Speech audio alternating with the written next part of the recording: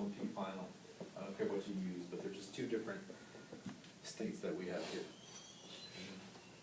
So let's apply this to problem here. We've got a glass of beer with an air bubble in it. Okay. There's a bubble located 0.2 meters beneath the surface in an open container of beer. Pressure at the top of the surface is 1.01 times 10 to the fifth. That's just atmospheric pressure. If I didn't tell you that, you should have known that, or you would know that that's just the atmosphere if you have an open container here. Okay. We're going to assume the density of beer is the same as that of fresh water. So our density is 1,000 kilograms per cubic meter. Basically, we have this glass here. Say it's full up to here. We're going to have a bubble down here. 0.2 meters beneath the surface. It's going to rise up to the top. And does it get bigger or smaller? Don't try to act all innocent like you guys don't drink beer. Some of you have probably sat there staring at these bubbles. Does it get bigger or smaller? Bigger. Bigger. Oh, you're trying to act so innocent. Some of you are of age, you can drink. I'm not going to judge. I only judge on your tests. So I do have to judge all the time. That's it.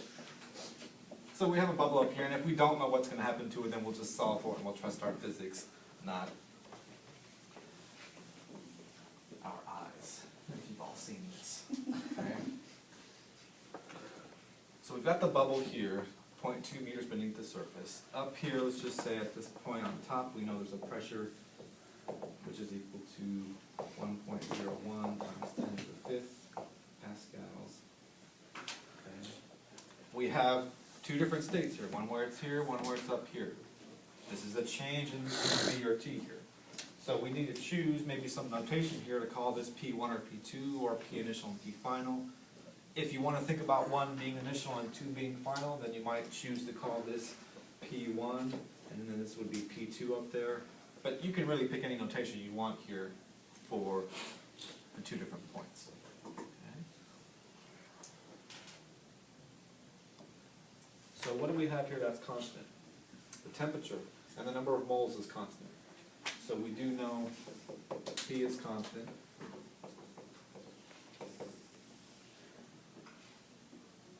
And we're looking for here the ratio of its volume at the top to that at the bottom. How do I write that? The ratio of the volume at the top to that at the bottom. How do we write ratios?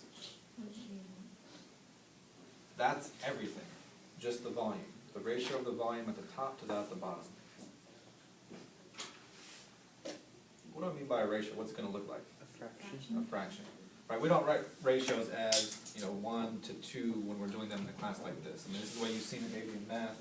But we write fractions a lot in science because that compares the two things together.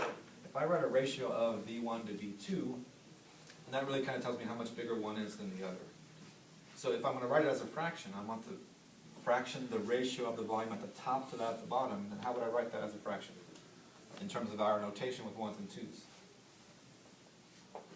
Top to the bottom.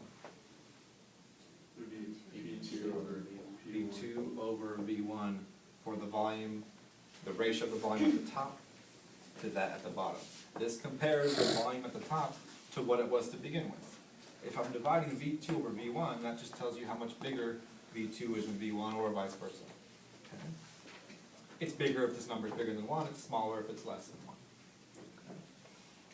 So this is what we're looking for here. That's the ratio that we want in the end. If we know we're dealing with a change of any of these things over here for an ideal gas, we just use this equation. We need to apply it now to our situation. But this is where I'm saying, you just start right here with the P1 V1 over T1 is equal to P2 V2 over T2. And don't worry about memorizing which one goes with which constant variable there. Since temperature is constant for us, we know now we can just cross this off, and it's P1 V1 is equal to P2 V2. Okay. because the T is constant here.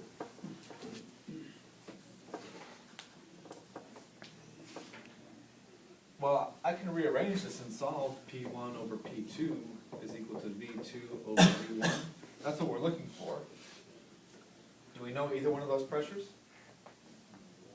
Which one? We know P2. So what do I do with P1? What can we do with P1? Or how can we find P1? If we were going to solve, but this is what we're solving for. So I want to be able to plug numbers in here because that's going to give me my answer. This is the answer we're looking for.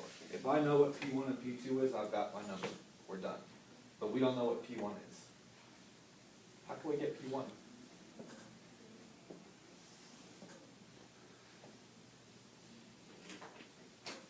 We did this last time. Think about things we learned last time with pressures.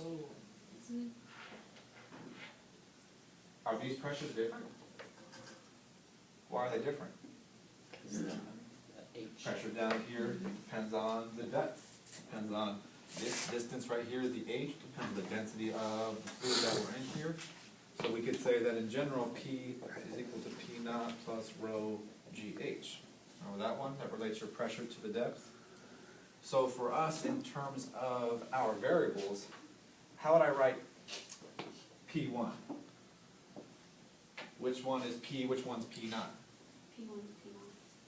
P1 is the greater pressure, the one at the greater depth here, so that's always the higher pressure, that's always this one. P naught is always higher than P over here in terms of the distance, right? So this would be P1 is equal to P2 plus rho GH in the form of the ones and twos that we're using. So let's just put that in over here. This is P2 plus rho GH over P2 gives me V2 over V1. And we know our P2 is atmospheric pressure, so we've got numbers for all this now. 1.01 times 10 to the fifth. We have our density of 1,000. Got gravity in here. We have our height of 0.2 meters. And we have this P2 again being the atmospheric pressure. And then this gives me V2 over V1.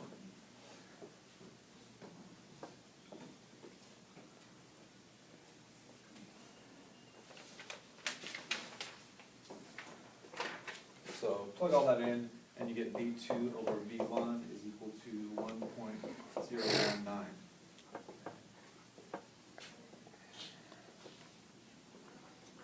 And that's what this tells you, that the ratio of the top to the bottom tells you if it's bigger than 1 here, that it got bigger. You could also write this out as V2 is 1.019 times V1. That just kind of shows you here in this form that it's 1.019 times bigger than this one over here. Or the bubble is 1.9% bigger. That's why we solve for ratios. That's why we do it. We're not just doing it to calculate a random fraction. It's to compare the two numbers. And really define a percentage here. Just didn't word it that way.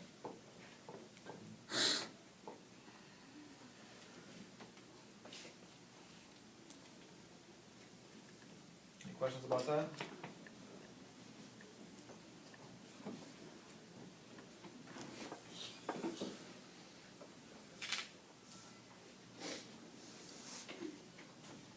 So the answer to the question is what I have in the box up here. I just wrote these down to interpret it for us, but this is the answer if I asked you to solve for it. That's all you would need.